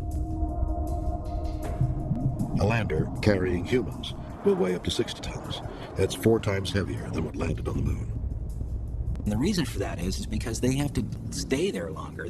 Once they get to Mars, you're not going to leave in 3 days. You're going to stay there for weeks and weeks and weeks. Plus, you need to bring all the equipment down to help you get back home. If the heat shield can't slow it down, the 60-ton lander will crash through the atmosphere like a freight train. If you had a rock and a feather on Earth and you dropped them, the feather would land after the rock. Now on the moon, if you had a rock and a feather and you let go, there's no atmosphere to slow them down, so they accelerate at the same rate and they fall clunk together. We're doing the same thing at Mars as we'd be doing on Earth, in the sense that we want to make our systems more like a feather. Large surface area and a small amount of mass is more like a feather. To make them more like a feather, the 1-ton probes used an aeroshell 3.5 meters in diameter. But a 60-ton human lander would need one 26 meters across, large enough to swallow up 5 bungalows. Now, imagine the rocket you'd need to get something that big off the ground. There's a limit to how big we can make these rockets, okay? And in fact, you don't want to make a rocket unnecessarily large in diameter just to accommodate this aeroshell. So what we are developing now is an inflatable aeroshell, where you would have a rigid portion like this that's inside the launch shroud, and from it then, after you get out of the launch shroud, you can deploy this inflatable shape. In Moscow, Valery Fichenko, a thermal protection specialist with Lavochkin Aerospace, is working on the same idea. The Russian heat shield is made of a special mix of organic polymers, similar to the materials used to make Navy Zodiacs, but with one huge difference. To keep the Mars crew alive, this inflatable is designed to withstand temperatures 4 times hotter than molten lava. Here we use a different substance to cover the material. The substance does not burn away. It evaporates from the surface. While evaporating, it absorbs the heat from the environment and maintains the same temperature. It's like sweat on human skin, cooling the body as it evaporates.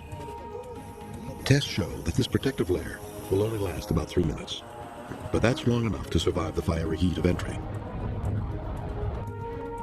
The inflatable technology is still in its early stages of development. However, I believe that this is a breakthrough technology, and the future belongs to it.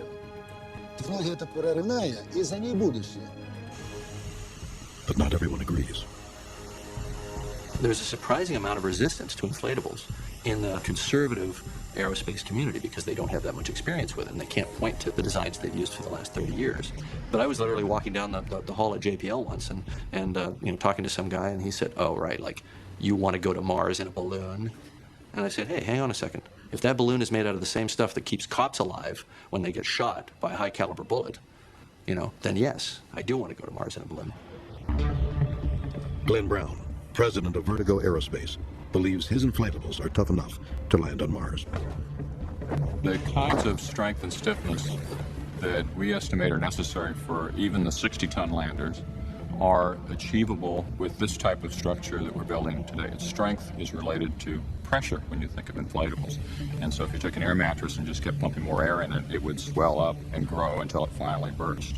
We take the same thing in a way and we wrap fibers around it. So this beam that I'm standing next to here, for instance, is inflated to 60 psi. It's about twice what the tires on your car would be inflated to.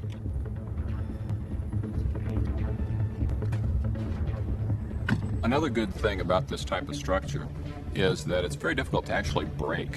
A structure like this can be designed, and we in fact do design them, to be able to take an overload, and when that overload is released, to pop back. So you really can't break them in the normal sense. Strong enough and heat resistant.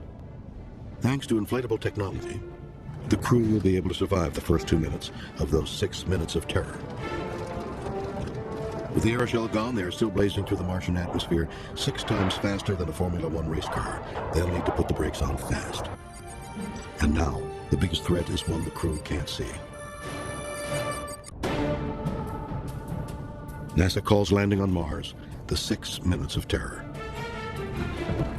So far, the lander has survived the fiery temperatures of entry, but now it's just 4 minutes from impact. Traveling at over 18,000 kilometers an hour, the crew needs to slow the capsule down in a hurry. But here, the Martian atmosphere, or lack of it, creates a whole new set of problems. With unmanned probes during the descent stage, engineers have traditionally used parachutes to control the speed as the lander approaches the Martian surface. When you take humans and the food and water and auxiliary equipment to keep a habitable space for humans, when you take that to Mars, the vehicle gets so heavy that we have to make parachutes that are as big as the Rose Bowl Coliseum here in Pasadena. They're absolutely huge in diameter, bigger than anything made by human race ever. Mars has only 1% of Earth's atmosphere. Even the peak of Mount Everest has 30 times more atmosphere. And that's not all. The Mars winds are cyclonic at times. They include dust, abrasive dust. They include chemistry we don't fully understand yet. So an impossibly thin atmosphere plus the risk of winds double the speed of a Category 5 hurricane. Hardly ideal conditions to attempt a landing with a precious human cargo. We've come in this aeroshell and we've taken out 99% of the kinetic energy. The next 1% of kinetic energy is taken out by, typically, a parachute system. That increases our drag. We open up a parachute, we increase the drag force or the aerodynamic forces that slow us down. The danger, typically, in those systems is that the parachute won't open correctly, or it will break when it opens. Either of those is certain death. On Mars, the parachute has to open at speeds over 1,400 kilometers an hour. But some of the same stresses can be replicated at a much slower speed in Earth's denser atmosphere. Even without the Martian hazards, the test results aren't good.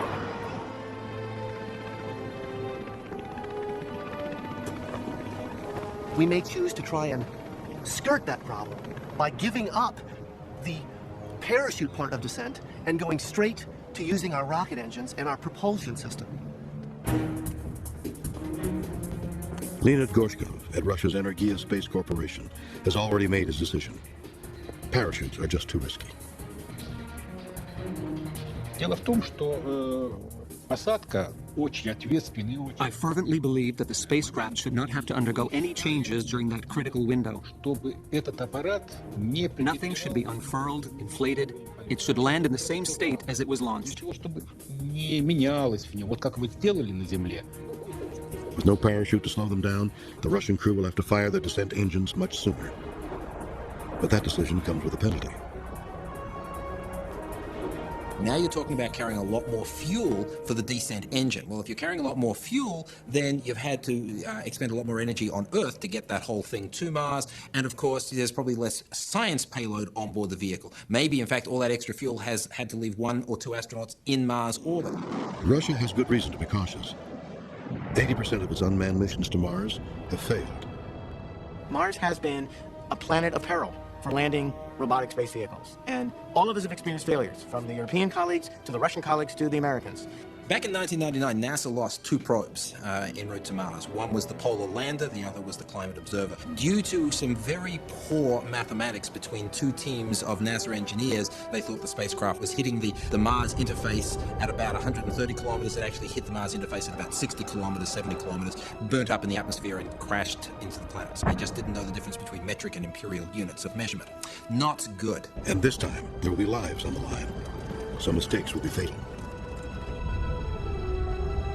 Those last few minutes, as we come out of hypersonic types of flight into subsonic safe landings, is where there's so many free variables. It's that final slam on the brakes, and now you're safely nestled on this beautiful Mars landscape. As if things weren't complicated enough, their habitat and supplies will have been sent in advance. So if the lander doesn't hit a precise target, the crew will be stranded. Unable to pick a landing location, do the test! If you're coming in, you've got to hit that landing ellipse, they call it. And if you've got stuff already on the surface of Mars, you've got to land right by it. If you don't land any of that stuff, you're not coming home. Landing on Mars is a complex, 3-stage process. So far, the astronauts have survived the searing heat of entry and maneuvered the lander through the killer winds during descent. Now they have just 90 seconds to find a safe place to land. Fire the rockets! Firing rockets! But where exactly is that? In August 2005, NASA launched the Mars Reconnaissance Orbiter. Part of its mission is to take high-resolution images of the planet. These photos will help locate landing sites for future Mars missions. MRO will give us the vision to see Mars for what it will look like for us, to find the safe places, to see the chemistry of the places that we should go visit. We don't want to walk into a toxic waste dump on Mars, but we do want to go to places that are interesting enough for human occupation, human exploration, human learning. So MRO is going to be our new eye in the sky on Mars. Ruslan Kotsmy is a planetary cartographer who worked with NASA to select landing sites for the Spirit and Opportunity rover missions. We cannot just land wherever we like. We have to be specific when choosing a landing site for humans. They will be working on the surface for a while, and in the future, the area might be used to build a base.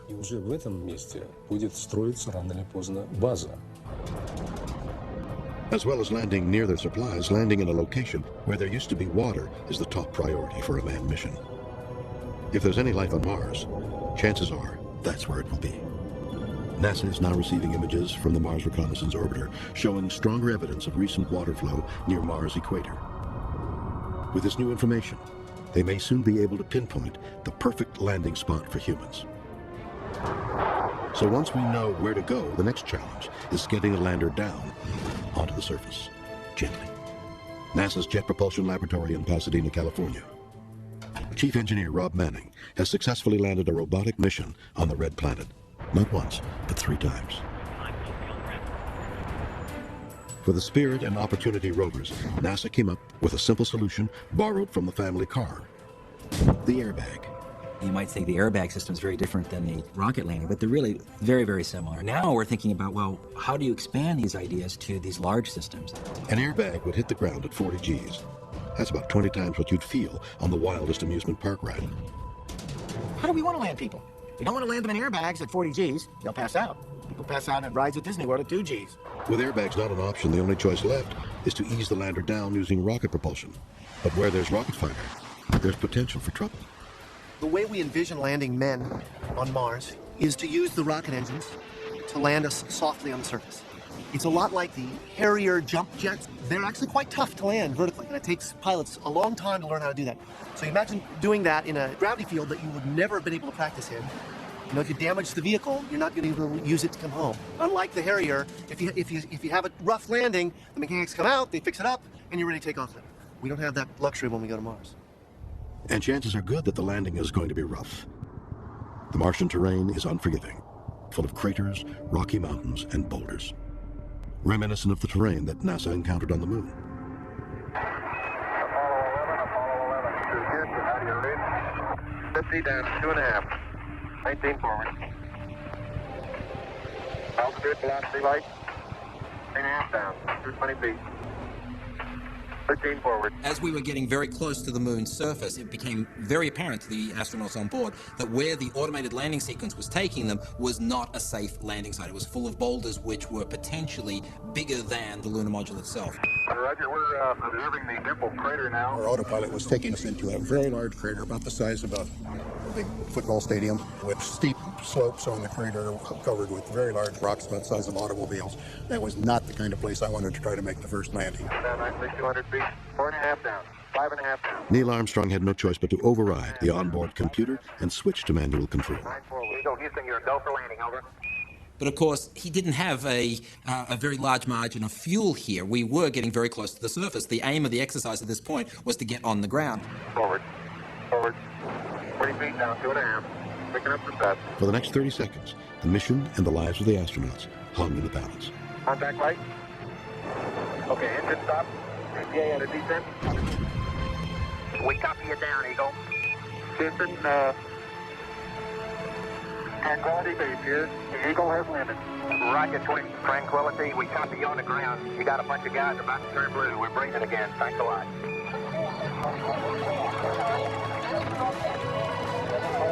Hey, give us a flight out here. Magnificent desolation. It's an interesting place to be. I recommend it. God bless you. Good night from Apollo 11. It was a close call, one that NASA doesn't want to repeat on Mars. So Bob Richards of Optech Industries in Toronto, Canada, is testing a new generation guidance system that will help the Mars lander spot dangerous obstacles within seconds. One of our problems is there's no GPS on Mars or any other planet. We don't have the information infrastructures on other planets that we have on Earth. So when we get to Mars, we don't have any reference frame. It would be like jumping out of an airplane with a blindfold. So engineers are counting on something called LiDAR. It's like radar, except instead of using radio waves, it measures distance using beams of light. The computer screen shows safe landing sites as green, that's very safe territory, and very dangerous areas as red. So to stay away from the red, that's unsafe. Landing on Mars is like throwing a dart at a moving target. Figuring out where it will hit is what engineers like Canadian Jean de La Fontaine call the uncertainty ellipse. The uncertainty ellipse is the area where we know we will land within it, but we don't know exactly where within that area. Typically on Mars right now, on current technologies, it's about 500 kilometer by 100 kilometer wide. That's like landing in an area the size of Costa Rica, but not knowing exactly where. If we want to land close to another vehicle, then we have to be a bit more precise so that we can correct and get to, let's say, a kilometer, hopefully 100 meters to the target that we want to achieve. Most space agencies will send the Mars Hab and supplies ahead of the crew. This splits up the weight and gives engineers a chance to rehearse the landing. The problem now is putting the second dart in the same spot. The second you say that you're going to put stuff on Mars ahead of time, you have no choice but to land near that stuff. If you're 200 miles off course and you have no vehicle with you that can travel 200 miles over the surface of Mars, you're going to die. James Cameron is part of a team at NASA that's developing a stereo motion camera for the Mars Science Laboratory in 2009. But Cameron is playing with ideas as well as pictures. He's come up with a unique lander that may solve the problem of that troublesome uncertainty ellipse. It occurred to me, why not land in your rover? It's already a spacecraft, essentially. So Cameron combined the lander with the rover, giving the crew a way to get to the Mars Hab once they reach the surface. A revolutionary idea that neither the Russians nor NASA had considered. People like Jim Cameron, who've thought about exotic, hostile environments, bring a new perspective to the idea of sending machines and people to places like Mars. The astronauts are about to hit the final minute of those 6 minutes of terror. 60 seconds that will change forever the way we see our universe. The first manned mission to Mars is just 60 seconds from landing on the red planet. There are huge challenges that are in front of you. Will it be a cakewalk? Will it be easy? No. But remember, they're very well trained to survive the adversity that's in front of them. This is the moment they have trained for. Everything has to work the first time. LiDAR, unable to find a landing location! There will be no second chances. No mistakes forgiven.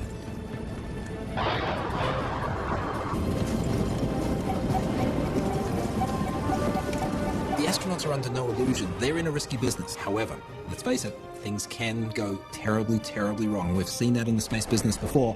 We'll probably see it again. Hopefully not on the first trip to Mars. Backup system! Switching to backup systems! Backup system finalized, spot, Captain. We're good to go! Break it down! Lock it up! Engagement! Billions of people across the globe will be glued to their TV sets and radios, waiting for news from the crew. Did they survive the 6 minutes of terror? Did they crash and burn?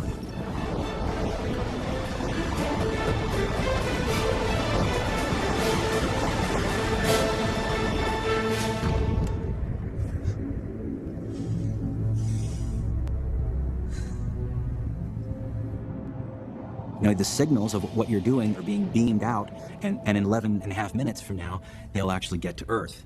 So the people on Earth don't even know how well things are going until 11 minutes later. So you're very alone.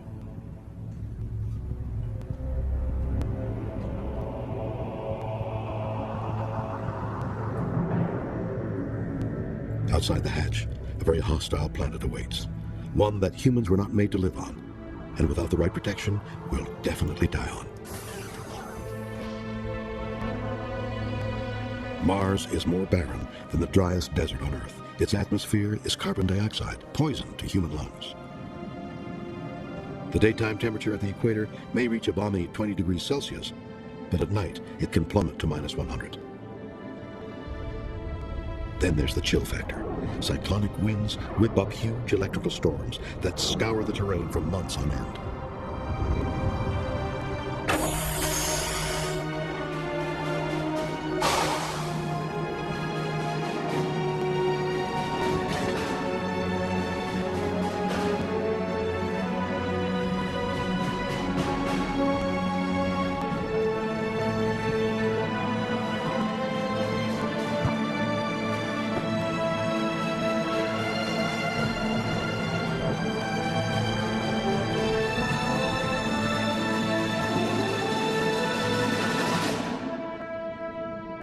When we go to Mars, we will have drawn that line, connected those dots, and we will have changed the way people are.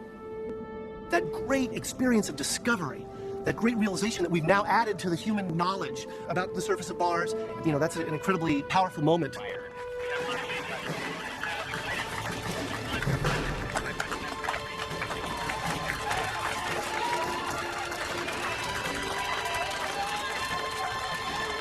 The first time humans set foot on the planet Mars will be monumental. It will be exciting. It will be the moment in history where humanity has reached out to another planet. And you only get one chance to make that first move. We went to the moon. We've been there. But now we're about to set foot on Mars. That will be very special. The astronauts won't have much time to savor it. They must get to the habitat that was sent to Mars ahead of the mission.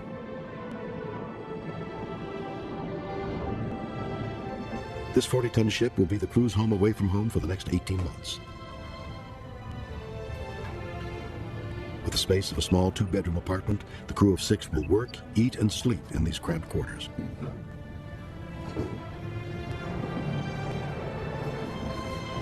But the crew hasn't come to Mars for the accommodations. They're here to find signs of life. That means exploring a place that's doing its best to kill them. On top of the poisonous atmosphere and the deadly storms, there's the lethal radiation. During solar storms, the sun can send out waves of it that reach Mars in less than 20 minutes. Radiation so intense, it will punch through a spacesuit or the wall of a hab like bullets going through paper.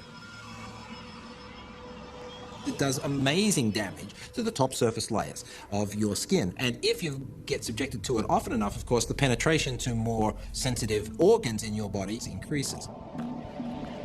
The Mars hab will be insulated by radiation-absorbing materials, including a thick polyethylene layer in the walls and tons of water that will have been lugged all the way from Earth. The crew will be safe while they're inside the hab, but exploring and working on Mars will be a journey of deadly extremes. One piece of equipment will make the difference between life and death.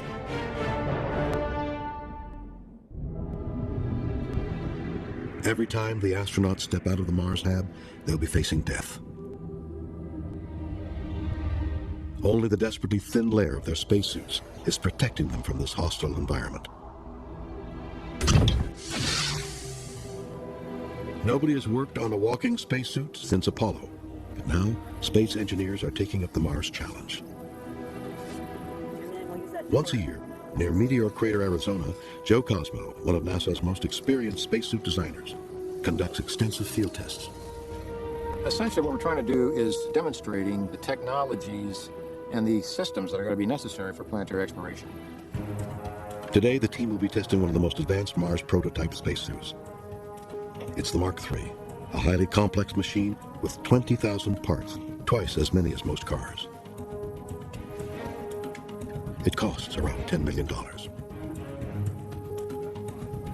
Think of it as a one-man wearable spaceship propelled by muscle power.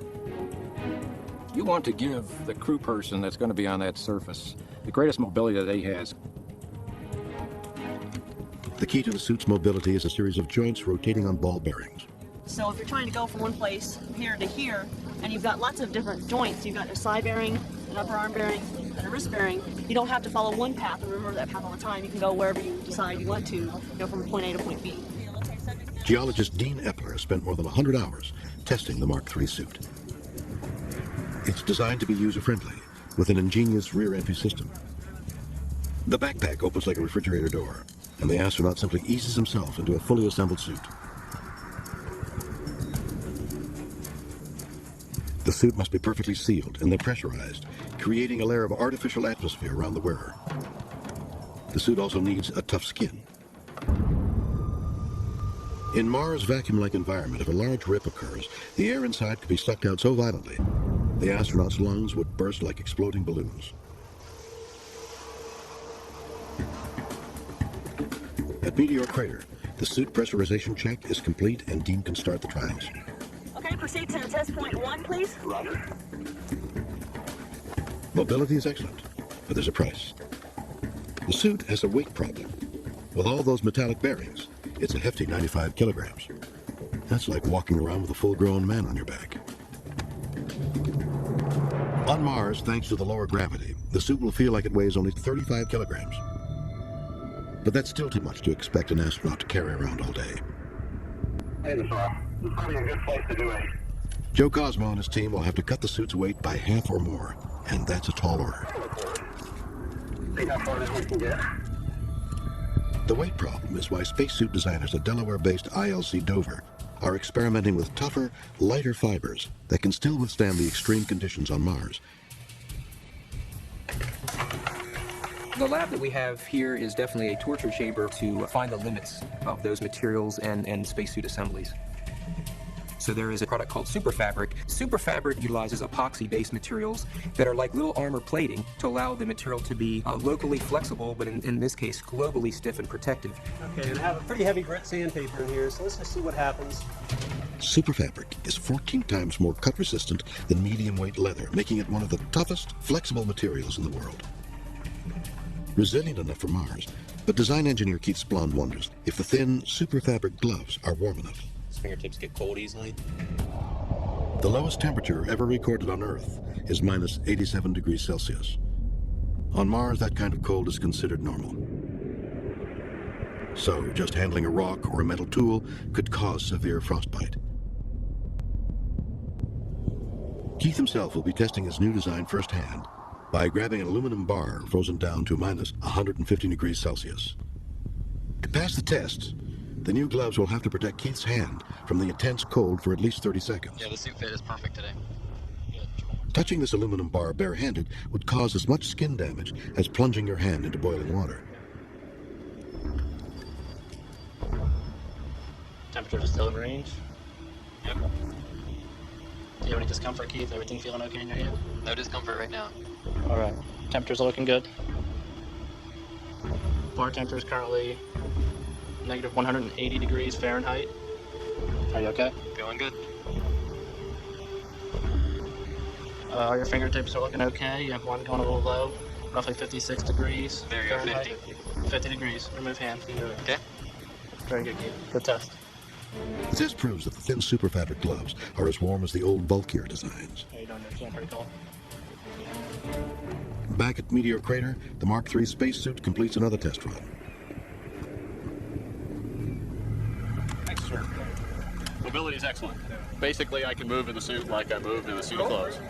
You don't want to go and do exploration and find it doesn't work once you get there. Better here than on Mars. This suit will have to be perfect because Mars has another nasty surprise in store. Dust cyclones up to 5 times larger than a full-blown tornado on Earth. What are the chances of survival if an astronaut is swallowed up in one of these? On Mars, the most active natural force is the wind. For astronauts, it could also be the most dangerous. On Earth, a dust devil can swell to the size of a skyscraper. On Mars, they can be as wide as a city block, as tall as Mount Everest. But it's not the size that makes them dangerous. It's what you can't see that really does the damage. On the windswept field in Arizona, a team of researchers gets set to go hunting dust devils. We're trying to get a full picture of what these dust devils are and what they're made out of. The idea is to study the devils we know to be ready for the big ones on Mars. The reason what we're doing here is important to the future of manned Mars exploration is, dust and dust devils could be a hazard. This could be highly charged, could be dangerous to electrical equipment, could be a death knell for a manned crew. Certainly if they aren't aware of it, that could be a problem. Stephen Metzger lives to chase dust devils. His ride is part pursuit vehicle, part mobile lad, with 3 complete weather stations. My Dust Devil chase truck Dasher is all about getting out into a Dust Devil, because they don't come to us, and from the ground on up, and right close to the ground, figure out wind speed and direction, humidity, temperature, pressure. Another team joins the hunt to study the same dust devil from a different angle. They're using a powerful LiDAR system that fires an astonishing 20 million flashes of laser light per second. It can detect the position and speed of dust devils up to 7 kilometers away. The 2 teams try to zero in on the same dust devil, but nobody knows where the next big one will appear. Steve, do you see the big red barn to the left? Well, that definitely classifies as a major dust. That's the monster I wanted to catch. Is the laser on? Yeah.